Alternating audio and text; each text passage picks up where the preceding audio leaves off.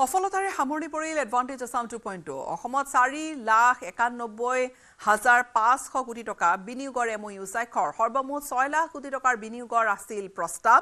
এমঅইউ স্বাক্ষৰৰ ক্ষেত্ৰত যথেষ্ট সতৰ্কতা অৱলম্বন কৰা হৈছে অসম এতিয়া এক নতুন যাত্ৰাৰ বাবে সাজু হৈছে 2014 ৰ পিছত মোদীয়ে অসমক নতুন গতি প্ৰদান কৰিলে প্ৰধানমন্ত্ৰী মোদী আৰু কেন্দ্ৰীয় কেবিনেটক শলাগ লৈছে মুখ্যমন্ত্ৰীয়ে অসমে উন্নয়নৰ এক নতুন যুগত প্ৰৱেশ কৰিব নিৰ্ধাৰিত লক্ষ্যতকৈ অধিক বিনিয়োগ হৈছে এডভান্টেজ আসাম 2.0 সফল কৰাৰ বাবে সকলোকে ধন্যবাদ জনাইছে মুখ্যমন্ত্ৰী ডক্টৰ হিমন্ত বিশ্ব শৰ্মাই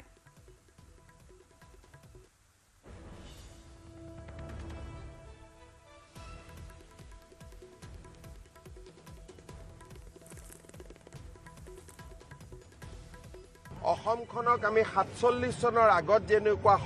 সম্পদপূৰ্ণ অসম আছিল সমৃদ্ধিপূৰ্ণ অসম আছিল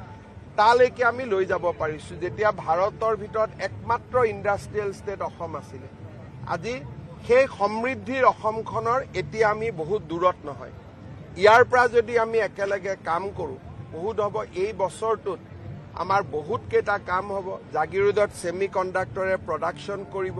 1700 ছোৱালী বেংগলুৰুত ট্ৰেইনিং লৈ আছে অসমীয়া ছোৱালী তেওঁলোক উভতি আহিব তেওঁলোকে চিপছ বনাব এই বছৰত প্ৰথমবাৰৰ বাবে পেপচিৰ আলুৱে অসমত চিপছ হ'বগৈ এই বছৰত ফেক্টৰী ইনগ্ৰেশ্যন হ'ব এই বছৰত ইণ্ডিয়াৰ 5th লাৰ্জেষ্ট এয়াৰপোৰ্ট হিচাপে গুৱাহাটী এয়াৰপোৰ্টে আত্মপ্ৰকাশ কৰিব গুৱাহাটী উত্তৰ গুৱাহাটীৰ মাজত এই বছৰতে দলং হ'ব এই বছৰতে নুমলীগড়ত বায়' ৰিফাইনাৰী হ'ব এই বছৰতে নামৰূপত ইউৰিয়া কাৰখানাৰ কাম আৰম্ভ হ'ব গতিকে মই ভাবো যে 2025 চন আমাৰ বাবে এটা ডিফাইনিং ইয়াৰ হ'ব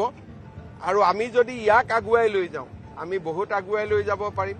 কিন্তু কালি যদি অহাকালি গুৱাহাটীত কোনোবাই বোমা এটা ফুটাই দিয়ে যিমানলৈকে গৈছো লুডু খেলত 99 লৈকে যায়